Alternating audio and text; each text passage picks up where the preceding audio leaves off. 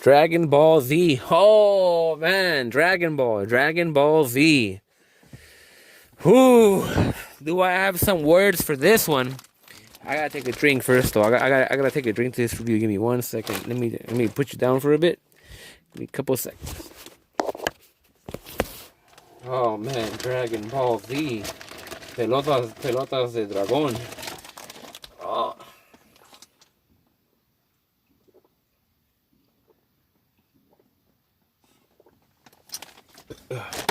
So the year is 2005.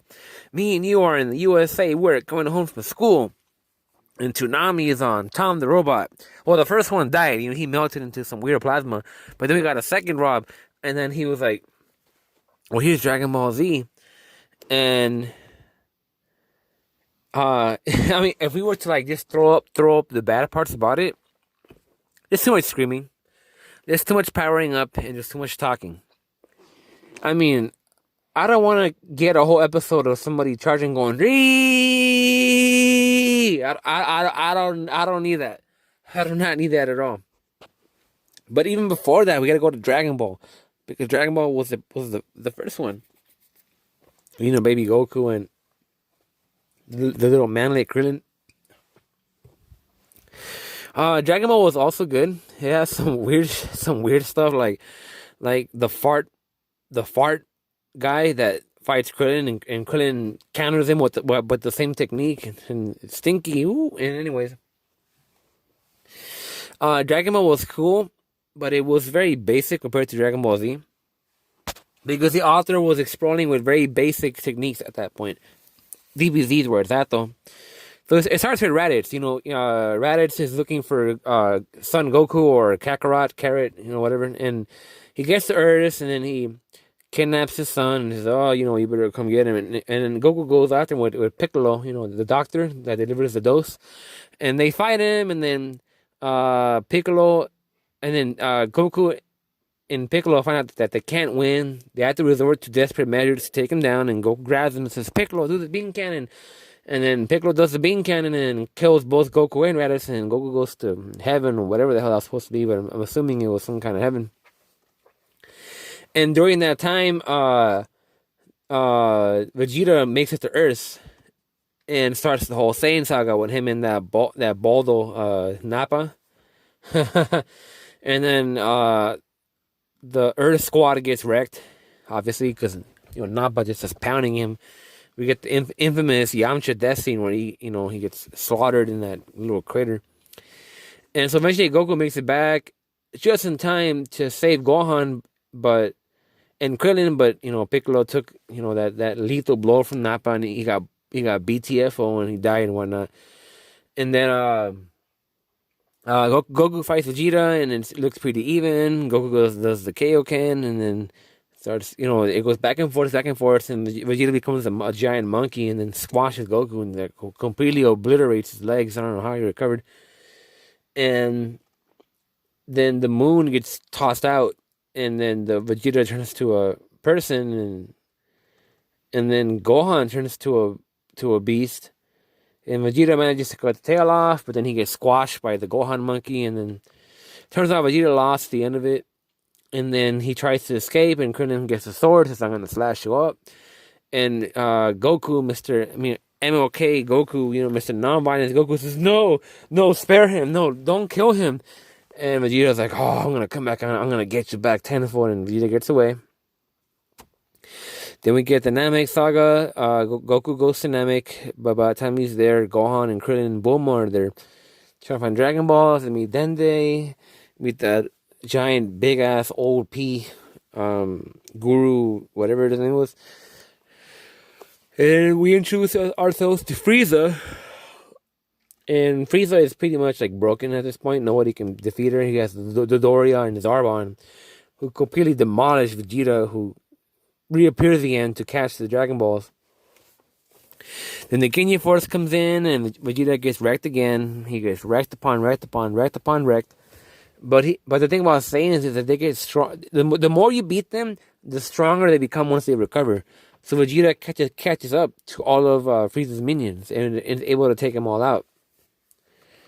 All the meantime, Gohan and Krillin and Bulma are looking for the Dragon Balls themselves. Vegeta finds them too. So does Frieza. And then Goku starts traveling to Namek on that Capsule Corp ship, and fast forward, the Ginyu Force, Vegeta becomes strong enough after recuperating from enough fights that he takes out the Ginyu Force, and then he takes Dragon Balls from Frieza, and Frieza starts freaking out like, "Oh, those are my Dragon Balls!" Then Goku gets there. He has this big old power level. Takes out the Ginyu Force, and then Captain Ginyu, the frogs, they ends up switching bodies with Goku, which causes a problem because now you got Captain Ginyu in Goku's body, who is strong at that point. But then he gets demolished. Vegeta demolishes him, and he's about to kill him. And they switch bodies again, and then Captain Ginyu the frog, which was Captain Ginyu becomes a frog. Oh man. Anyhow, Frieza ends up joining the fray. She changes to her last form, but the very basic form of it completely like slaughters Vegeta. Like straight up like we're talking about like slavery tier, like slaughter. Like she like ties him up, punches him. Vegeta's coughing up blood, like koof. Vegeta has no chance, gets completely obliterated, and then Goku finally comes back from recovery, and he's like, "Oh, I'm here to save the day, whatever." And he fails. Vegeta is too strong. But Vegeta she failed. He fails against Frieza because at that point Frieza eventually kills Vegeta, gives him the laser to the heart. Laser to the heart, kills him. And then Goku fights him, and apparently he's not strong enough. But then Frieza makes one fatal mistake. He kills Krillin. He kills Krillin, and Goku bursts into SSJ-1 and completely just mops the floor with Frieza. There's nothing Frieza could do. Gohan eventually leaves because Goku tells him like go away before I slap you away. Krillin died, so he was ashes somewhere in the distance, and then Vegeta was dead and whatnot. And so Goku and Frieza fight, and what we learned is that Frieza is not able to compete with the stamina of a Super Saiyan. So Goku completely outperforms Frieza, and Frieza tires out, and he gets desperate to the point where he blows up Namek. So now Goku's in trouble because if Namek blows up, Goku will suffocate and die.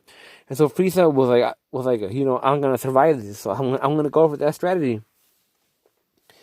And at that point, the Dragon Balls are found on Namek, and everybody gets wished back to Earth except for Goku and Frieza, because that was Goku's wish. And he pounds Frieza, pounds him, non-forgiving. Frieza loses, and it's made to appear at the end that Goku gives Frieza a chance to leave, but Frieza decides to do one last strike, and then Goku finishes him off, obliterates him, not completely, but basically wins the fight. And then Goku supposedly blows up in the planet when the planet actually blows up. And then we go to the Android Saga, where it turns out that Goku survived the blast. He managed to hijack some random Capsule Corp, some random those little pool ball shaped ships, and he hijacks one and goes to another planet, and he escapes the explosion. Frieza does get blown up further from the blast of the planet blowing up, but his dad finds him and rebirths him into a robot, and they're like, we're gonna go to Earth, we're gonna go get revenge on Kakaroto or Goku, whatever. And they get there, and then it turns out we get a surprise visit from Future Trunks, who has decided to invade the timeline to spread his idea of what's gonna go on. So he takes out Frieza, Robo Frieza and King Cold and all that, and he warns the Z fighters that there's gonna be this this big disease is gonna come up. It's gonna kill Goku, and it's gonna spawn these androids that are way too powerful. And at that point, Goku comes back to Earth, which kind of like defies the timeline because Future Trunks is not supposed to be in there yet. And he gives him the logo, gives Goku the medicine, and he leaves. So the 3 years, everybody's training, everybody's trying to get stronger. The androids get there, Dr. Duros get there, but there's a fault to the plan, and that's that the androids that end up coming out first are not the androids that came out in Trunks' time. It's Android 19 and 20, which was the fat white thing, and then Dr. Duro. So Yamcha gets, destroyed again, because he always gets destroyed by the Dr. Duro. The fat one ends up running into Vegeta, who is SSJ at that point, because he read at an asteroid and turned Super Saiyan. So the fat android gets blown up by Vegeta. He dies. Dr. Duro escapes, and then Trunks comes back to the past from his future, or before Bulma gets obliterated, and then some things happen, and then Cell appears, and then Krillin finds and Trunks find the lab. They blow up the lab. Cell appears. He's like, "Oh yeah, my goal is to absorb 17 and 18." And then Goku is healing in the meantime, and he heals. Actually, he heals back to health. He starts training with Gohan. He tries to build up Gohan as the big old savior of the show. And if we fast forward this android called Cell that Jiro designed to absorb the 17 and 18, this android begins to make his move, and he's all about fusing with 17 and 18, and he does. He finds 17, absorbs him, finds 18, absorbs him in a questionable way, and then he becomes semi-perfect Cell, and then he fights Vegeta, but when he absorbs 18, he becomes perfect Cell. And so Vegeta basically baited himself and allowed Cell to become perfect, and then Cell ends up whooping his ass. Now, it was pretty cool to see that Future Trunks is actually stronger than Vegeta, but he's slower, so he loses because he has that speed disadvantage. And then the Cell games happen, and then they end up occurring, and then Goku apparently puts all the faith on Gohan because he feels that Gohan has this untapped potential where he is super strong if he's pushed far enough.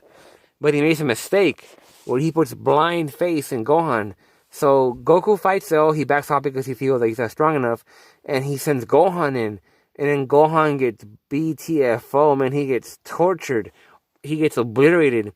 And Piccolo tells Goku, like, what have you done?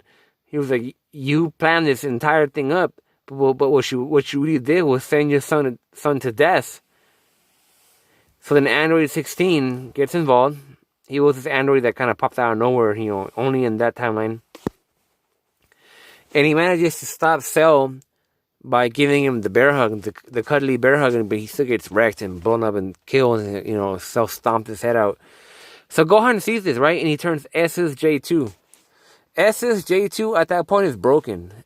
Completely broken. And so Cell gets wrecked. He has no chance against SSJ2 Gohan. But Cell decides to blow himself up.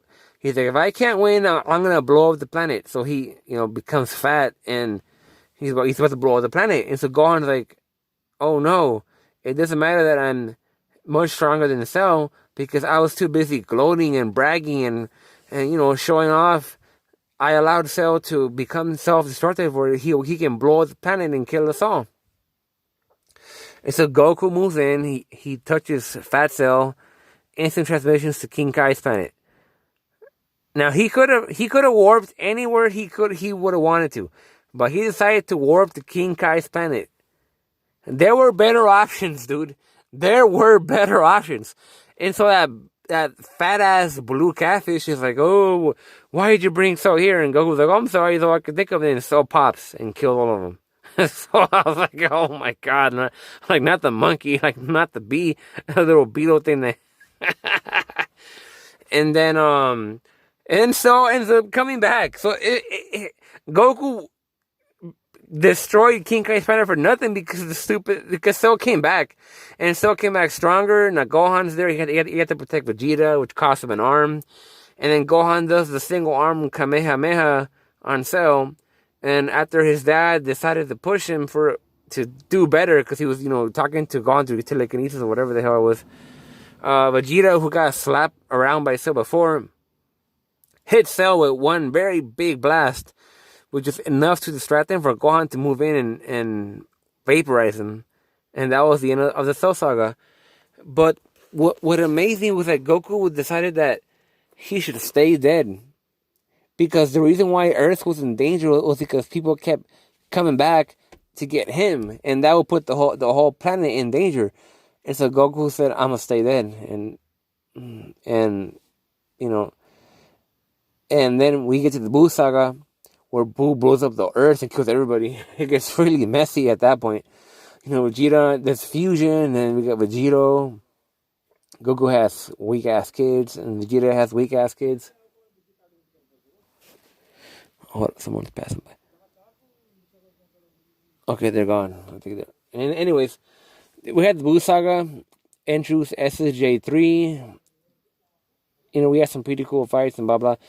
And then at that point, Vegeta and Goku end up being the last ones to fight Majin Buu. They end up fusing, and then they don't, and they managed to kill him because Goku did the hack bomb, the spirit bomb. You know what I'm talking about? And Buu dies. Now that's what I meant to say. That Goku decides that the reason why Earth keeps getting put in danger is because bad guys from his past keep trying to get back and catch up to him. So Goku decides to stay dead. And that's where Dragon Ball Z ends. And then we get Dragon Ball Super. That's another story for another day.